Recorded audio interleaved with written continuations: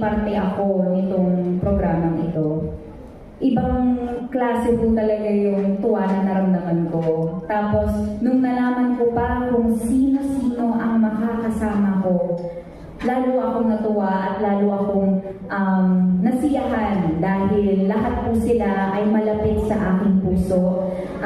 Lalo na ang aming direktor, si Direk Dominic Zapata. Masayang-masaya po ako na makatrabaho siya ulit dito. At sobrang gaan kung ano ang ikinagbigat po ng story at ng material namin. Yun ang ikinagaan ng buong produksyon at